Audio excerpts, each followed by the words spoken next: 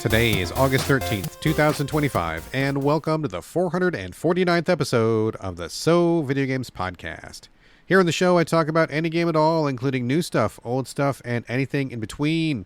My name is Brad Galloway. I'm the one-man host of the show, and I'm also the editor of GameCritics.com, a website that uses the full range of review scores from 0 to 10, while also offering full accessibility info on every review that we publish.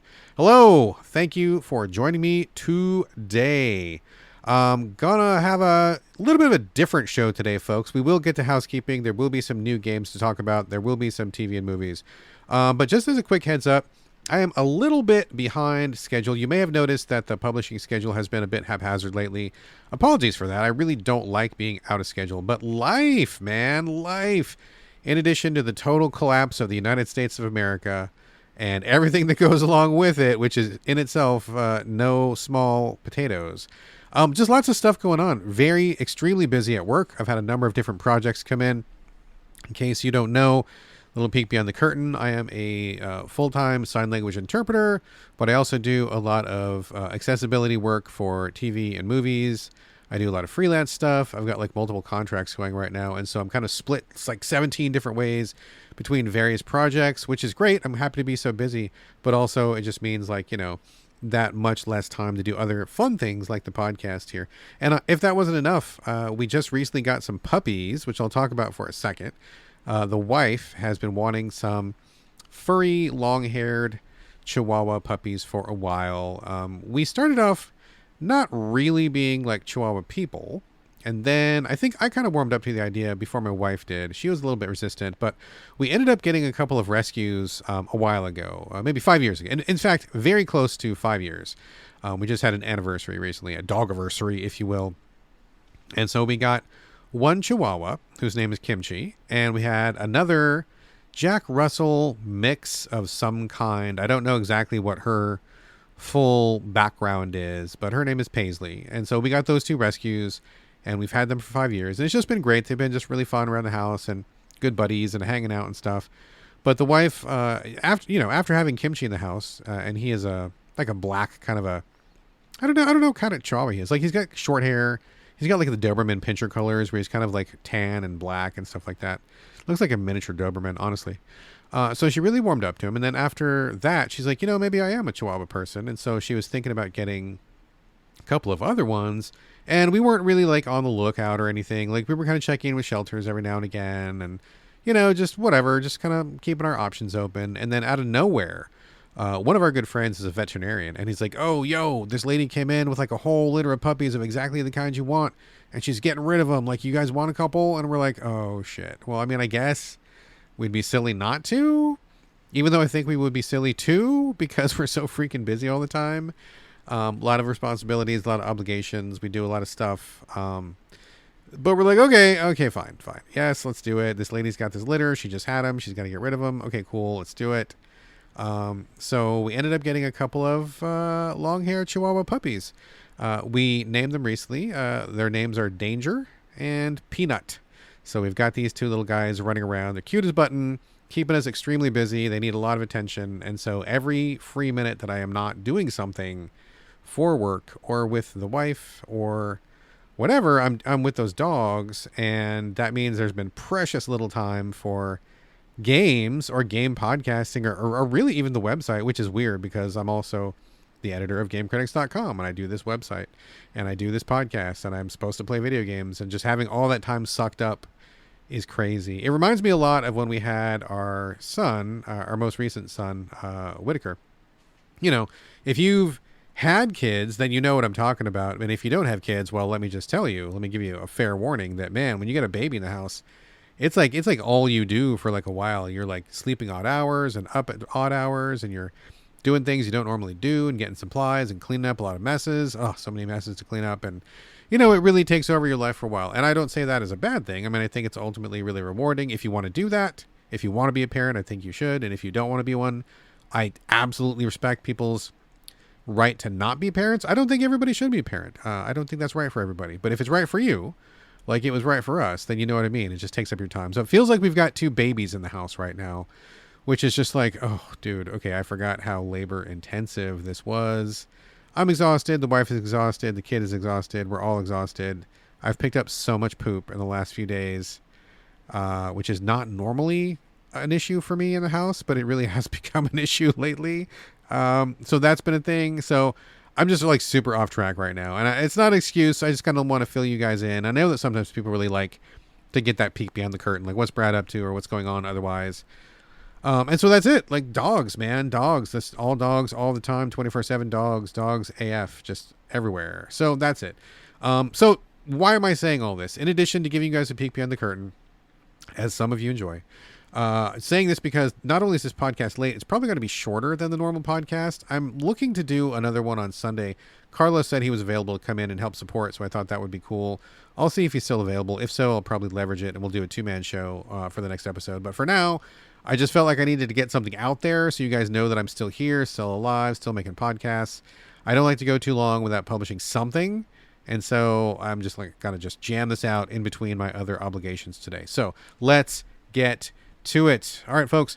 As per usual, kicking it off with housekeeping, where I talk about tidbits, news items, industry happenings, basically anything randomly game adjacent that has caught my eye in the last 7 days.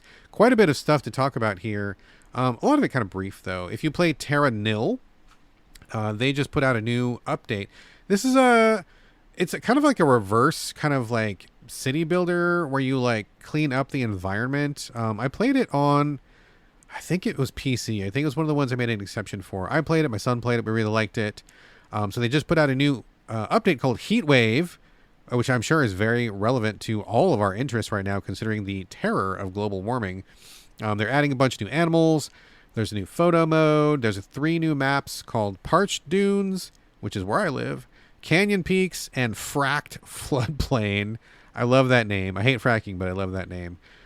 Bridge canyons, douse oil fires, and more, according to the devs. There's also new ecotech, including a remote control land recycling robot and a building which is used to restore cactus biomes, because as we all know, cactuses need those biomes. So if you play Terra Nil, free update should be available now by the time you are hearing me. And if you haven't played Terra Nil, I do think it is worth your time. Check that out.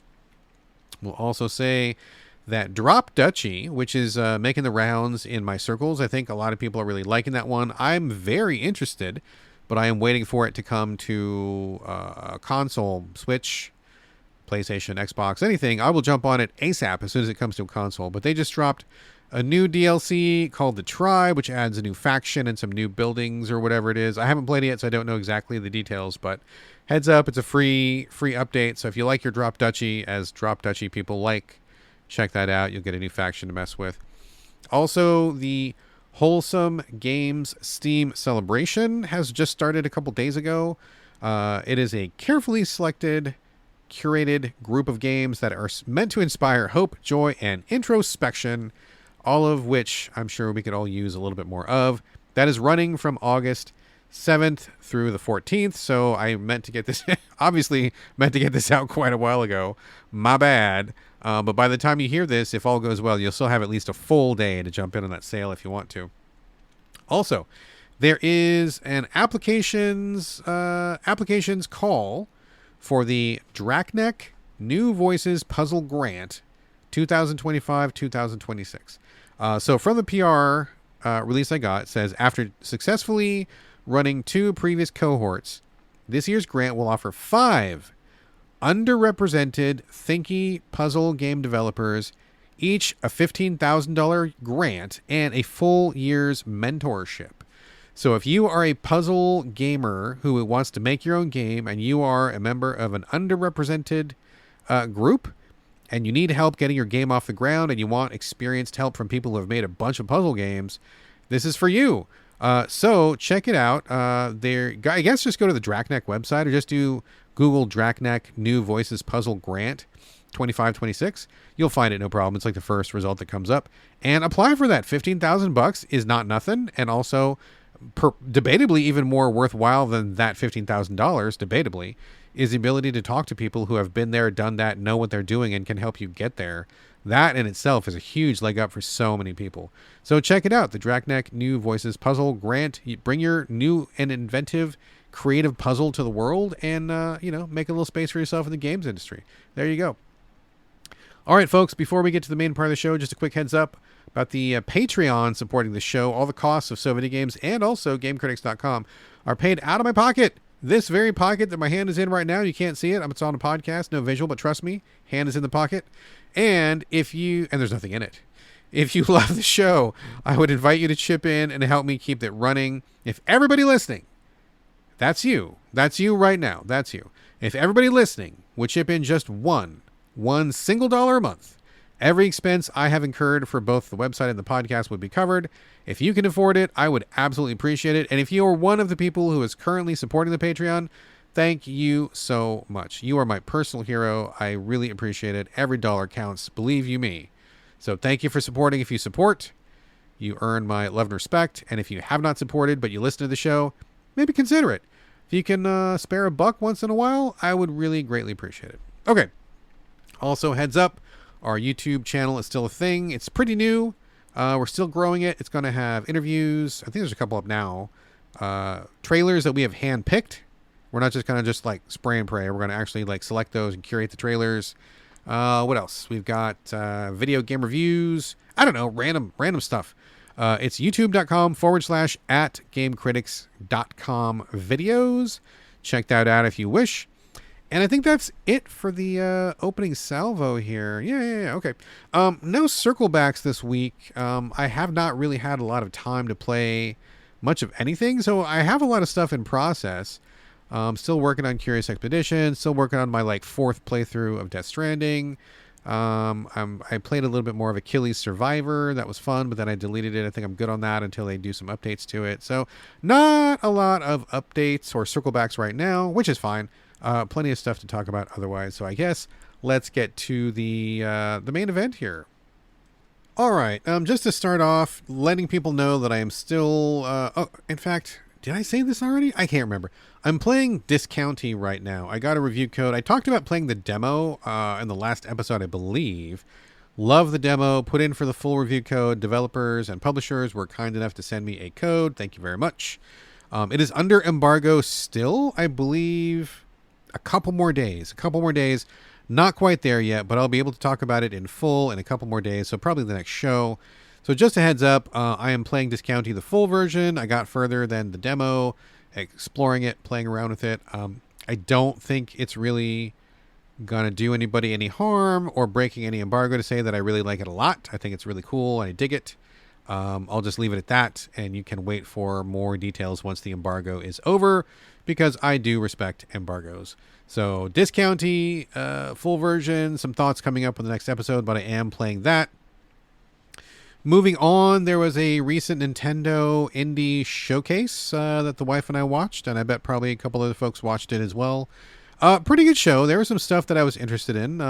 Couple things. Not going to really discuss the program right now, but one of the things that was announced was Mina the Hollower, and this wasn't like an announcement. They were circling back to it. Mina the Hollower, which is coming from Yacht Club Games, who are the people behind the Shovel Knight franchise, the juggernaut Shovel Knight franchise, which Shovel Knight's great games. Those are, I think I've played almost every single one. They've spun it out into match 3 and puzzle and platforming, and might even be a dance game in there somewhere. I feel like Shovel Knight is a whole ecosystem, right?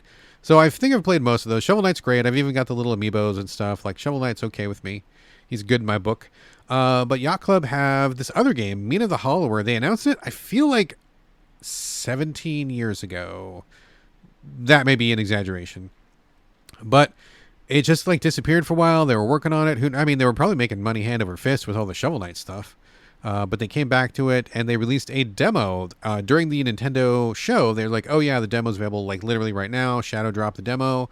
And so I went and played it, and I have to say I have a lot of mixed feelings on it. So I don't know exactly all the ins and outs of the story, but basically it is a 2D pixel-based game. Kind of a top-down situation, I suppose, is probably the best way to describe it. I will say that right from the get, what do I even say? So Mina's like a mouse. She looks like a mouse or some kind of small rodent. She's a hollower, which I guess in this world means that she digs tunnels and burrows. So I guess that's what a hollower is. But there's also stuff going on, like the opening cutscene got kind of a Dark Souls vibe to it, like, scary monsters, and Mina's like whipping stuff, and action, whatever. But then you get into the game, and I have to say, first impressions of the graphics were just like not good. I don't think I really like the way that Mina looks. I don't really like the way the world looks. Everybody's really small and scrunched up, and with the top-down view, it makes things a little bit muddled. I think the visibility of the levels, just based on the short time I spent with it, was not great. I had a hard time kind of figuring out what was what, and the stuff on screen just did not really pop in a clean, organized fashion. It wasn't immediately approachable the way that Shovel Knight is, or the way that other games are, or that can be. So visibility did not think was great. Controls seemed like okay. You get to choose from 3 different weapons at the beginning, and I believe I chose the whip slash Morningstar type thing. I think there was also a dagger, and I think there was also, I don't know, something else. Hammer, that's what it was, hammer. And so apparently the moveset changes based on what weapon you have, which is cool. But as I just kind of went through the world, I was just like, I was just really kind of just put off by it, man. Like I'm up for anything Yacht Club does, because I know that they know what they're doing. I mean, their whole 97 Shovel Knight games have proved that, and they're all good. But like something about this one just was not clicking with me. It just felt like the presentation was like, I'm not sure if it's supposed to be like a throwback or like an homage. What it really reminded me more than anything else was like a lot of these games that I get PR for as the editor of GameCritics.com. I get a lot of PR for people who are like, yeah, we're doing like a Game Boy throwback. And I'm like, delete, don't care. I lived through the period when Game Boy was new, and it was awesome at the time, but we have come a long way since then, and I don't really have a lot of nostalgia for that period. It was just like kind of like Game Boy had to walk so that the Switch 2 could run kind of a situation, and I don't dig it. I'm not like jonesing to go back to it. And so as I was playing Mina, just really quickly, like, moving around, whipping dudes, kind of basic feeling. I'm sure there's like a lot more to it, right? Like, and this is not meant to be insulting in any way to Yacht Club. I know they're great people over there. I know they're capable of great things. And this demo was just like the briefest look at something that's been in development for a while. So I don't feel qualified to like pass judgment on it in any way. But I will just say that my time with the demo did not really make me feel like I wanted to see more. I was like, oh, okay, this isn't what I wanted or what I need, and I don't really feel like I want to get into this, and I probably will not check it out. It just didn't feel good to me, and it was so Game Boy-y that I'm like, no, I'm not much of a retro guy in general, and the whole vibe of this thing being kind of feels like a retro throwback to me was not what I'm in the market for. So who knows, maybe I'm shooting my mouth off. Maybe it's amazing. Maybe I'll eat my hat and it'll be my favorite game of the year. Who knows? I don't know. But just based on this demo, it kind of cooled me off pretty hard. And I think I will probably end up waiting for other people to share their feedback and thoughts. So we'll see what happens there. All right. What else did I play? I played Hell Is Us. There's a demo on PlayStation, Xbox, PC right now. So I downloaded the demo on PlayStation to check it out. This is kind of a enigmatic offering. From the trailers we've seen, it looks like a person in kind of a post-apocalyptic disaster type scenario, but it also kind of sort of looks like a Dark Souls game a little bit. You've got a guy who's walking through a forest, and he's got like a drone that accompanies him. He's got a sword. I mean, we've seen a couple trailers so far.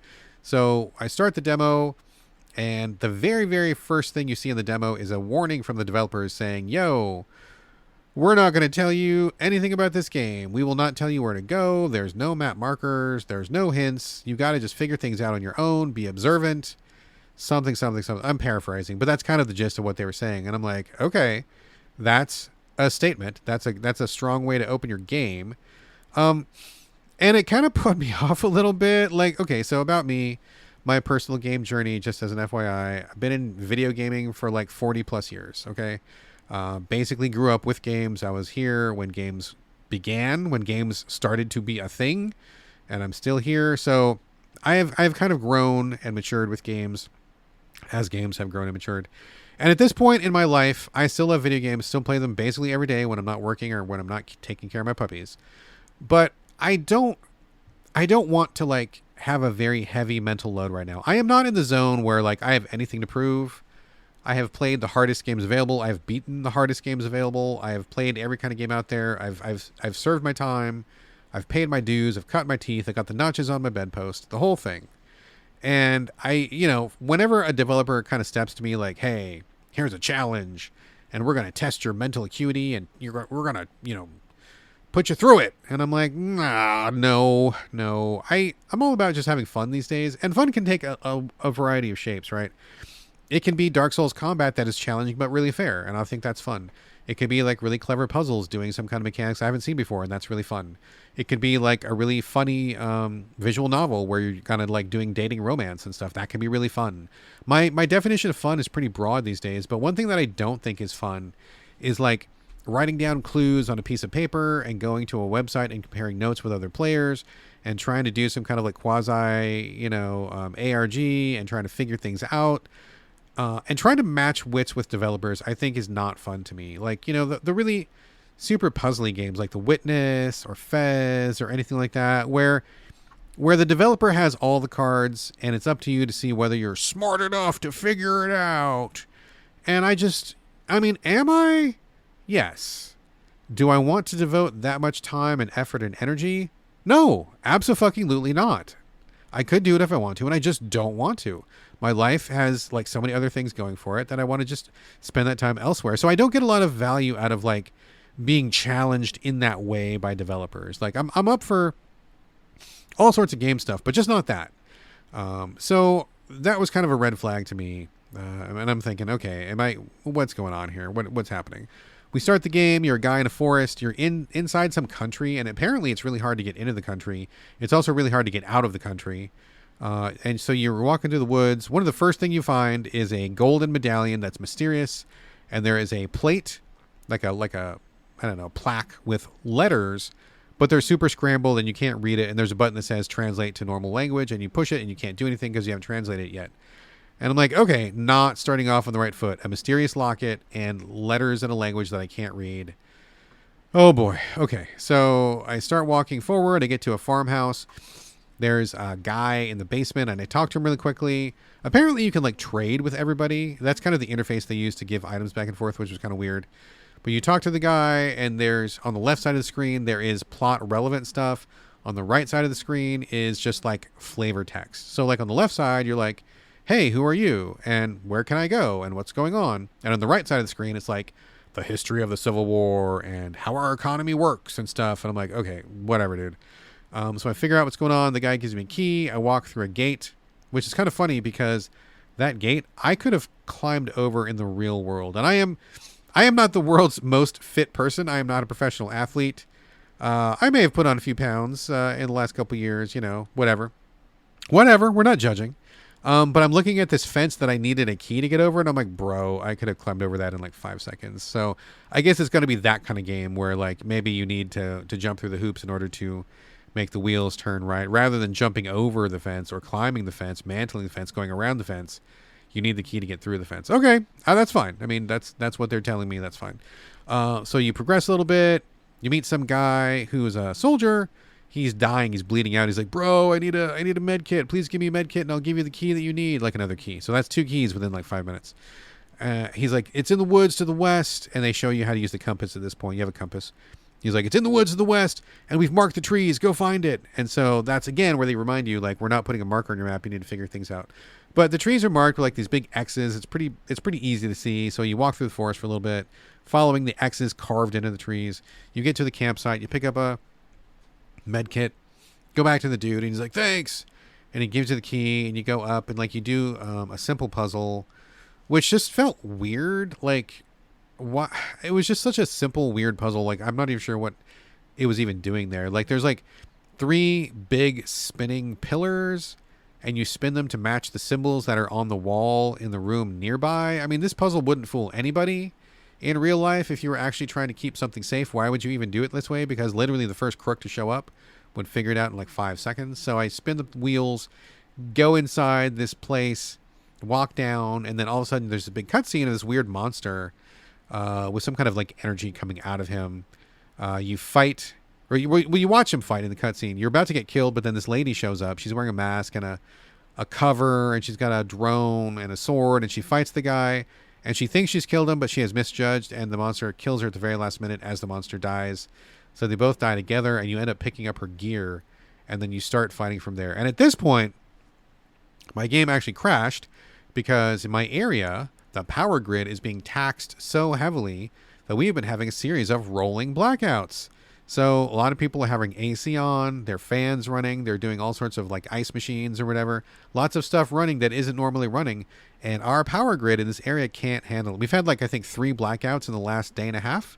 And so as I was about to start the combat, the power went out, and I'm like, fuck. Okay, so anyway, I had to pause for a second and then come back to the whole thing. So once I came back to the game, I was actually pleasantly surprised to see that it did save. There were save points beforehand, so props to the developers for making sure that worked. I only had to start a little, like 2 seconds before where I died. There are manual save points though, so if you die further along, it's not like you start that close every single time, but it worked out in my favor. Went inside, and then, I mean, the combat was like fine.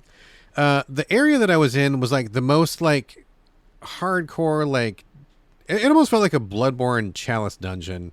Everything was kind of gray and samey looking, and you're walking around in this weird dungeon that seems like very out of place with the rest of the world. And there are the monsters. You like walk around. I read 3 inscriptions that my drone could now translate, and they gave me clues for a very simple door puzzle.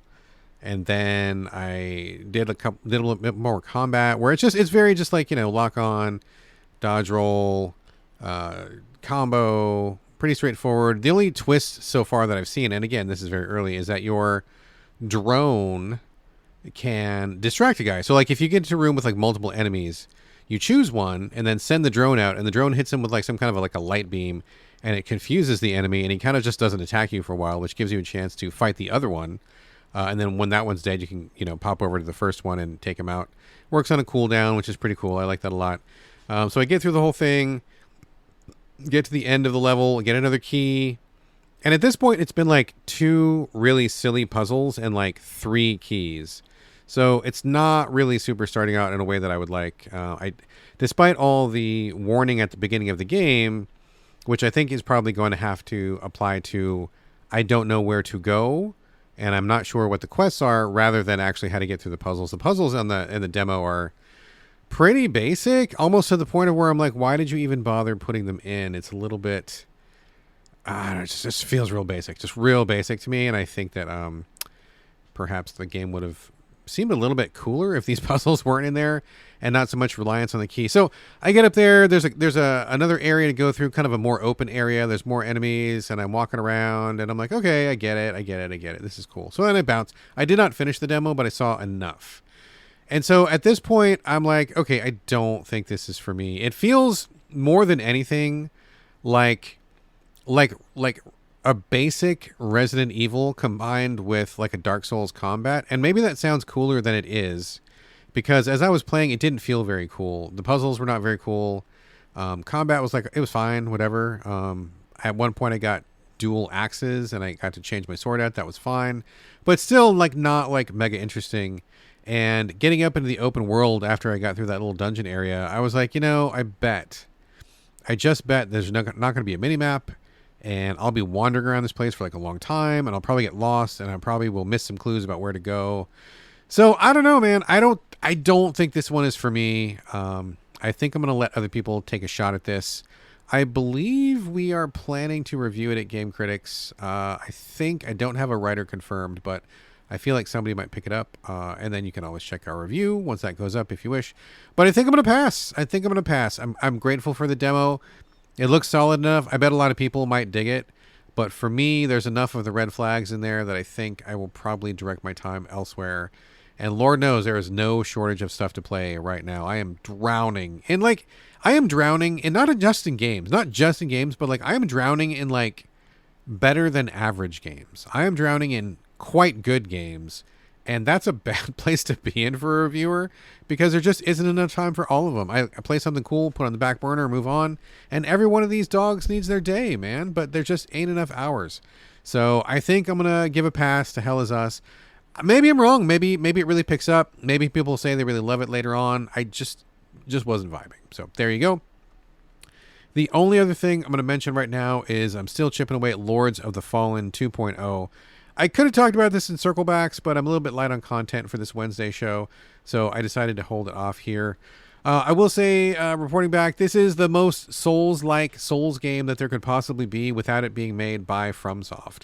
The people who are making this game are just like seriously following in the footsteps of Souls. There's not really anything here that really differentiates it significantly other than the gimmick of having a lantern and a like a dual world. I covered this briefly last episode, but in case you missed that breakdown, basically you're you're like some kind of knight, warrior, cleanser, whatever, and you're in this land of like, it's like Dark Souls. Dark Souls.text, as people on the Bonfire Side chat might say, Gary and Kay. Yeah, it's just like all the beats are like, yeah, there's this cryptic story going on. Yeah, there's like demons and whatever. And it's just like, the story is just like, could not have been cribbed harder from Dark Souls. But that's fine. I mean, I don't like the story in Dark Souls. I don't really care for the story here. That's neither here nor there for me. It's all about the gameplay. And the gameplay is fine. It is capital F fine. I am playing 100% in co-op now that my wife and I have finally figured out how to do the cooperative campaign, progress shared. So what that means is there's multiple multiplayer options. And I do want to salute the developers for this. I think it was really smart. I appreciate in general how easy it is to play, and I like it a lot. But there are some quirks to it. So my wife and I wanted to play together. That's like how we prefer all of our Dark Souls games. And so there is an option to share one campaign where no matter what happens, you're both progressing at the same rate. You're beating the same bosses. You're moving through it like basically in tandem. That's great. And as far as I know, no actual Souls game has ever managed to pull this off. So kudos to Lords of the Fallen 2.0 for that. And I believe it is strictly a 2.0 feature. It's hinky though. Like you have to have the right password. Each player sets a password, and you have to redo it every time you turn on your console. If you step away from the console, turn off, come back, it might look like your password's still there, but it is not there. It doesn't work. And so you have to like delete the whole thing, close the game, come back in, and then reset a new password. And then the only way we've gotten it to work is my wife will start looking for a random player, and then I will choose share campaign. And then because of the passwords, it'll link us up, and it just works. It's worked the last couple times in a row. But I'm always holding my breath like, oh, what if this is the time it doesn't work? Oh, it's really iffy. I don't think it's solid, and I don't think it's easy, and I don't think it's intuitive, but we did figure it out. So after we figured that out, we've been playing together, and it's been a lot of fun.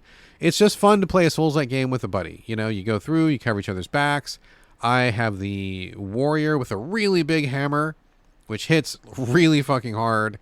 And the magic is incredibly potent in this game. I was ready for it to be weak, but no, man. Like you could play, I think you could play a straight up magician if you had enough magic replenishing items. In this particular game, you need items that like crystals or something that you crack and you regenerate your mana. It doesn't just come back like a stamina bar. So that's kind of a limiting factor. I think that if you ran out of magic items, you would kind of be in some trouble. So that's something to consider. But that aside, the magic has been, well, for the light magic, I think they call it Radiance magic. There's Radiance magic is the good magic, and Umbral magic is the bad magic. I have not messed around with the Umbral stuff, just the Radiant stuff, and it's been strong. I'm taking like big chunks out of the bosses while the wife is running aggro, and it's just been working really, really well. Most of the bosses we've taken out in either one or two goes, and it's no problem at all.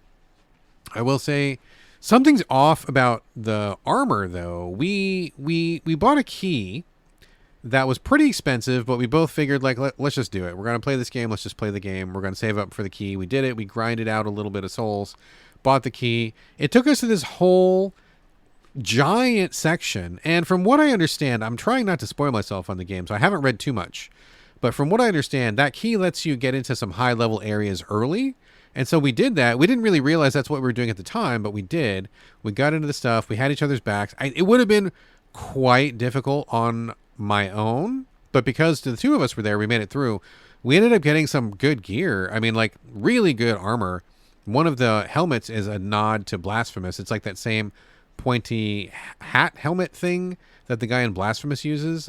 So I think that's a pretty cool like little nod. It's a good game to crib from. And we got like this great gear right off the bat. And so like for the last couple hours, every single thing we've been picking up has been like totally worthless compared to the higher level stuff we got. So that's kind of a bummer. I don't think that we screwed ourselves because it's really fun to have good strong armor and good strong weapons because you're kind of just rolling through. But at the same time, there just isn't anything good we picked up, and almost all of it I'm like, okay, whatever, just sell it because like it's trash. So it's kind of a bummer. I wish the game would scale that up a little bit, but I'm not going to complain too much. Otherwise, bosses have been all pretty good. None of them have been really super cheap except for one. I think he's called like the Light Reaper. He's the bad guy that you might see in the opening cutscene if you watch that. He's tough. He is tough as shit. He rolled both of us together. And I'm like, okay, he's clearly like a later guy, so we're going to come back later and take him out because we got rocked pretty hard. That was a big spanking. But the rest of the bosses, other than that one guy, have all gone down in a very reasonable fashion. I think none of them have been very cheap. None of them have been like, big walls of frustration. Like, yeah, they might get us a couple times, but, we come back, we know what we're doing, we have a strategy, and we have each other as a team, so it works out really well. Graphics are on point. I think it's good. I think the only thing I will say is I'm still really confused by the topography of the game. I just can't keep in my head where the levels are and where they connect. And I think it's even made worse by the fact that the shortcuts are just bizarre in this game. I kind of curse FromSoft for inventing the quote unquote, trademark Dark Souls shortcut where you go a long way, you get to the end of a path, you find a ladder, you drop the ladder, and then, oh my gosh, I'm back at the start of where I was. That's amazing. It was amazing. I mean, it kind of is amazing, but I think a lot of people like just have too much desire for that in their game, and sometimes it doesn't work. And in this game, Lords of the Fallen 2.0, I have yet to find a single shortcut that has made sense or that I have really used. By the time that I'm getting to a shortcut, I'm like, I'm already done with this area. What do I need to come back for? There's nothing here. And on top of that, you can warp. You can warp between bonfires. So it really just like takes care of any potential need you might have for these shortcuts. And some of them are in the weirdest fucking places. Like they drop you off, you drop a ladder, you come down, you're like, oh, I'm in this hallway that I was in, and there's like literally nothing here. And I don't need to come back here. Why is this shortcut here? What is the possible? I don't get it. And like that's happened most of the time with the shortcuts. I just don't understand the logic of them. I think they just want them because they think shortcuts are cool, but like really they're adding nothing at all to the game, which is kind of bizarre. But that's a real small quibble. No big deal. I mean, overall, the take on Lords of the Fallen 2.0, and also just FYI, I'm playing this on Game Pass, so like that makes it even better, right? Like the level of we didn't have to like pay $60 or $70 for a copy or 2 copies is even better. So that helps. That helps take some of the sting off, right? But I think overall, I mean, it is a fine Dark Souls game. I'm not even really mentioning the Dark World because I don't think it factors in that much. The lantern thing doesn't really factor in that much. We're playing it just as a basic Dark Souls game, and it's fine. It doesn't really do anything significantly new. It doesn't even look that different from a Dark Souls game. But if you just really need some Dark Souls, and my wife really needed some this week, that was the mode she was in. That was what she needed to feel good. Then it fits the bill. I mean, it's not bad at all. There's nothing wrong with it. It's not offensive. There's nothing really broken about it now.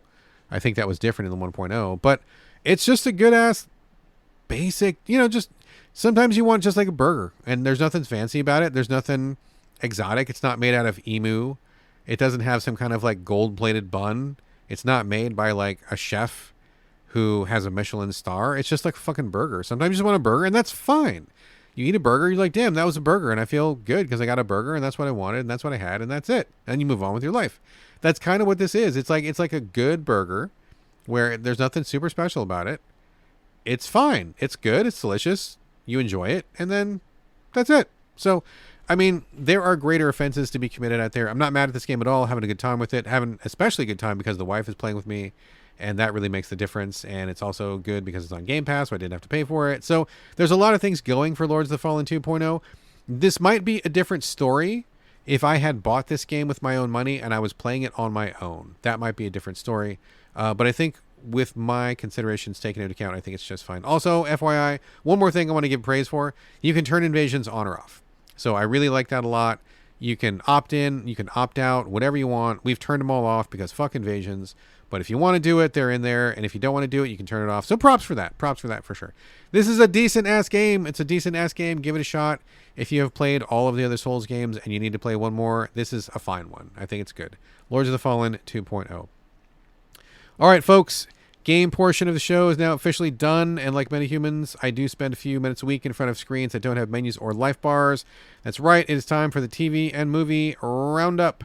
Not much to report this week. We haven't had a lot of time for TV or movies. The only things we've really been watching is that we are now on the 17th season of Murdoch Mysteries, the detective show set in Canada at the turn of the century in Toronto. Takes place like in the early 1900s with a detective who is clever. He has a lot of science knowledge and science inventions that he does, and they echo modern day inventions. And then he has a good cast of characters. So like we're on the 17th series. There are 18 series out. It has been renewed for a 19th confirmed. So there is more to come, which I am very grateful for because we love the show. But it is scary because when we started the show, we had all these seasons ahead of us. And we've watched like almost one episode a day. And now we are near the tail end of what's available. And then we're going to have to wait, which sucks. But Murdoch Mysteries is great. I love the cast. They're really fun. Over time, the show has really leaned into its cast of characters, the different interactions that they have. They have paired off different characters to have little side stories, which is great. Sometimes it's like the liberated women go off and have an adventure. Sometimes it's the assistant constables. Sometimes it's the gay detective who is struggling with his identity. Sometimes it is the black folks who have an adventure and they are struggling with like racism in Canada. I mean, they have all these little different side stories, which is really cool. I like it a lot. And the murder plots are always at least pretty good. I think in the 17 seasons we've seen so far, I think only one episode has been a groaner where we're like, ugh, that was dumb. And I feel dumb for watching it. Only one show out of 17 seasons. That's pretty fucking incredible. That's an amazing average. So hats off to Murdoch Mysteries. That's a great show. Love it so much. If it's your speed, check it out. If you haven't watched it, maybe give it a shot. If you like something cozy, if you like something cute, if you like those kind of turn of the century type deals, it is a really good one. And most of all, it doesn't take itself too seriously. It's fun. Yeah, there's darkness there. There's some serious stuff here and there. But overall, it's a light, fun show. And man, it just like soothes my soul. It's just a really good show. The only other thing I think I might mention, just really briefly, is that I was looking for a new nighttime show to watch. Trying to catch up on all of the 80s cartoons that I watched as a kid, and I never got a chance to see all the episodes. And so now I'm kind of checking those off on my list. And I just started Ghostbusters from Filmation. Now, this is not the Ghostbusters that you probably are thinking of with the four guys in the firehouse and Slimer and the Ecto-1 station wagon or hearse or whatever it is. This is the other one, and if you were not alive in the 80s, you probably don't even know what I'm talking about. It's kind of a long story, and YouTube channel Secret Galaxy like dove into the history of it, which is pretty interesting, because back in the day, 2 Ghostbusters cartoons launched around the same time that the Ghostbusters movie launched. So one of them, the one that you're probably thinking of, is capitalizing on the film, but what happened was, and it's a long story, and I'll just nutshell it right here, Filmation, the animation company responsible for lots of cartoons in the 70s and 80s, they actually made Ghostbusters first, and everybody in the world was convinced that Filmation was ripping off the movie, but in fact, it was the other way around. Filmation came up with the concept and the name, and then the movie took it, and they figured it was different enough. They made a deal. They eventually came to a deal to permit both the movie and the Filmation project to have the same name, but they changed it. So the Filmation was called Filmation's Ghostbusters, or just Ghostbusters. And the one based on the movie was called The Real Ghostbusters. So I think most people are probably familiar with The Real Ghostbusters. It ran for like an incredible like 10 or 11 seasons, something like that. That's unheard of for a Saturday morning cartoon or a cartoon in general. But this is not that. The Filmation Ghostbusters, entirely different. It's about 2 brothers. Are they brothers? No, they're just friends. They're friends whose dads were also Ghostbusters. They get kidnapped. The 2 sons take over. They got to find their dads. They have a intelligent gorilla who goes around with them, and he does inventions, and he's super strong. They meet a sexy purple girl from the future wearing the shortest short shorts you've ever seen. And they have a car which is sentient and can fly. And so they go do these different time travel adventures, and they fight a whole host of Rogues Gallery ghosts, which are hiding in I guess, this pocket dimension outside of normal time, and they kind of go back and forth in different time periods and have adventures. It's interesting. I'm not going to say it's great, but this is purely a nostalgia watch for me. I remember watching some of it back in the day, being very confused as to why this was called the Ghostbusters, because it had literally nothing to do with the movie. Now I get it. A whole lot of legal wrangling behind the scenes that nobody really knew about back then. And so I'm kind of just checking it out one episode a night as I'm brushing my teeth or something, or maybe I'm kicking it on the couch or something, just to kind of catch up with it. So I'm not going to like really recommend this one, but it's interesting to come back to just for like the animation style and like some of the stuff that comes up in the stories. But overall, I think this is really just a nostalgia play for me. So we'll see if I stick it out all the way through all 65 episodes. I probably will, because that's kind of how I roll, but I'll fill you in. Anyway, sentient gorilla and a sentient car. I mean, like, I don't know, Future Girl and those short shorts. I do like the short shorts. So, all right, folks. That is a show. Before the closing music, we'd love for you to leave reviews, share the show on social media, and most important of all, please recommend the show to your friends, because nothing beats good old word of mouth. And as always, would love to get your questions and comments. You can email me directly, sovideogamespodcast@gmail.com, or hit me up on social media. You can find me on Instagram and Blue Sky. It's my name, BradGallaway, all A's, no O's. You can also catch me in the Soviet Games Discord, which is totally free of charge to join. Just drop a line through any of the channels I just mentioned, and we'll get you on board to continue the convo. And finally, if you would like to support the show and help me out with the cost of running the podcast and GameCritics.com, you can do that over at patreon.com/the Soviet Games Podcast. Every single dollar helps, and a euro helps that much more. All right, folks, that's going to do it for episode 449. Thank you again for joining me here on the Soviet Games Podcast. You can expect another episode coming up sooner rather than later. Looks like Carlos might be on that one. And in the meantime, I'll see ya when I see ya.